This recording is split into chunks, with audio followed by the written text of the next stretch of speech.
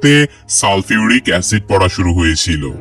বৃষ্টির প্রত্যেকটা ফোঁটার সাথে সাথে মানুষের চামড়া গলে পুড়ে যাচ্ছিল। তো এমন ভয়ঙ্কর অবস্থার মধ্যে মানব জাতির কি হয়েছিল সেটা দেখানো হয়েছে আজকের এই গল্পে। তো চলুন বেশি কথা না বাড়িয়ে গল্প শুরু করার আগে ইন্ট্রো চলতে থাকার আপনারা চাইলে ততক্ষণ একটা সাবস্ক্রাইব করে দিতে পারেন। গল্পের শুরুতে আমরা একটা ফ্যাক্টরিতে শত শত শ্রমিককে আন্দোলন করতে দেখতে পাই, যারা কিনা ক্যারেন নামের একটা মেয়ের জন্য আন্দোলন করছিল। আসলে কয়েক সপ্তাহ আগে ফ্যাক্টরির ভুলের কারণে ক্যারেনের পা ভেঙে যায়।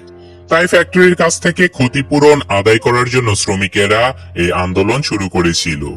আর কিছুক্ষণের মধ্যেই বেশ কিছু পুলিশ অফিসার এসে এই আন্দোলন বানচাল করে দেবার চেষ্টা করে। আর তখনই মাইকেল নামের একজন লোক পুলিশের সাথে ভয়ঙ্কর লড়াইয়ে লিপ্ত হয়ে যায়।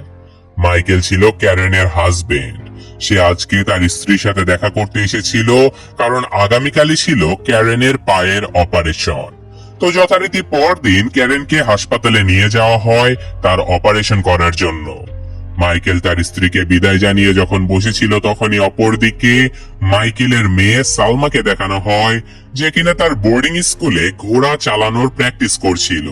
আর সেখানে কয়েকজন ছেলে মেয়ে সালমার বাবার সেই পুলিশের উপরে হামলা করার ভিডিওটা দেখে সালমাকে গালাগালি করছিল। তারা বলছিল যে তার বাবা এমন রাক্ষসে হলে তার মেয়ে না জানি কত খারাপ হবে।